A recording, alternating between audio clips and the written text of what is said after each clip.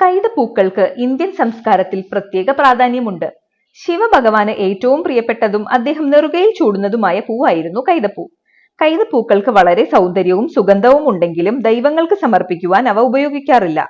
അതുപോലെ തന്നെ പ്രപഞ്ചത്തിൽ സൃഷ്ടികർമ്മം നടത്തുന്ന ബ്രഹ്മാവിന് ഒരു ക്ഷേത്രം പോലുമില്ല. അദ്ദേഹത്തെ ആരും പൂജിക്കാറുമില്ല.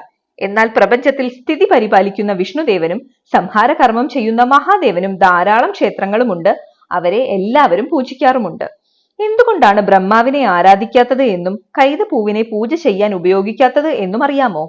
ശിവപുരാണത്തിൽ ഇത് എന്തുകൊണ്ടാണെന്ന് വിശദീകരിക്കുന്ന രസകരമായ ഒരു കഥയുണ്ട്. ഒരിക്കൽ ബ്രഹ്മാവും വിഷ്ണുവും തമ്മിൽ ഒരു തർക്കമുണ്ടായി. ബ്രഹ്മാവിലും വിഷ്ണുവിലും ശ്രേഷ്ഠൻ ആരാണെന്നായിരുന്നു ആ തർക്കം. ബ്രഹ്മാവിനേക്കാൾ ശ്രേഷ്ഠൻ താനാണെന്ന് വിഷ്ണുവും വിഷ്ണുവിനേക്കാൾ ശ്രേഷ്ഠൻ താനാണെന്ന് ബ്രഹ്മാവും പറഞ്ഞു. രണ്ടുപേരും വിട്ടുകൊടുക്കാതെ തങ്ങളുടെ ഭാഗം ന്യായീകരിച്ചു. ഈ തർക്കം അവസാനിപ്പിക്കാനായി സകല ദേവന്മാരും മഹാദേവനെ സമീപിച്ചു. ഒടുവിൽ മഹാദേവൻ ബ്രഹ്മാവിന്റെയും വിഷ്ണുവിന്റെയും നടുക്ക് ഒരു ശിവലിംഗം പ്രതിഷ്ഠിച്ചു. ഏവരും നോക്കി നിൽക്കെ ആ ശിവലിംഗം വളരാൻ തുടങ്ങി. അതിനുശേഷം ഈ ശിവലിംഗത്തിന്റെ ഏതെങ്കിലും ഒരറ്റം ആദ്യം കണ്ടെത്തുന്ന ആളായിരിക്കും ത്രിലോകങ്ങളുടെയും അധിപൻ എന്നും ശ്രേഷ്ഠനെന്നും മഹാദേവൻ പറഞ്ഞു. ശിവലിംഗത്തിന്റെ അവസാനം തേടി മഹാവിഷ്ണുവും ആരംഭം തേടി ബ്രഹ്മദേവനും പുറപ്പെടാൻ ആരംഭിച്ചു. ഇതിനായി ഒരു പന്നിയുടെ രൂപം സ്വീകരിച്ച് ഭൂമി കുഴിച്ച് അടിയിലേക്ക് മഹാവിഷ്ണുവും ഒരു ഹംസത്തിന്റെ രൂപം സ്വീകരിച്ച് പറന്നുയർന്ന് ബ്രഹ്മാവും തങ്ങളുടെ ദൗത്യം ആരംഭിച്ചു. വളരെ ദൂരം സഞ്ചരിച്ചെങ്കിലും അവർക്കത് കണ്ടെത്താനായില്ല. ഇരുവരും നന്നായി ക്ഷീണിച്ചു. ഇതേ സമയത്താണ് ബ്രഹ്മാവിന്റെ കയ്യിൽ ഒരു കൈതപ്പൂ വന്ന് വീണത്. നല്ല സൗന്ദര്യവും സുഗന്ധവുമുള്ള ആ പൂവിനെ കളയാൻ അദ്ദേഹത്തിന് മനസ്സ് വന്നില്ല.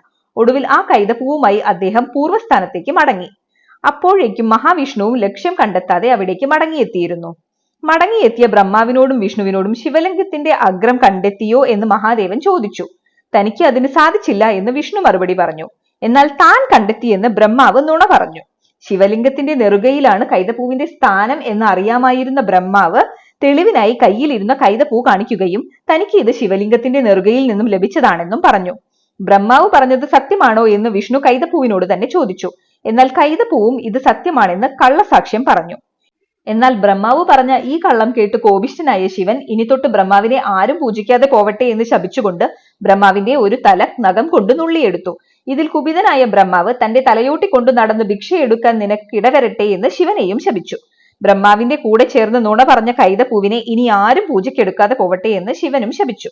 ഇതുകൊണ്ടാണ് ബ്രഹ്മാവിനെ ആരും പൂജിക്കാത്തതും കൈതപ്പൂവിനെ ആരും പൂജയ്ക്കെടുക്കാത്തതും.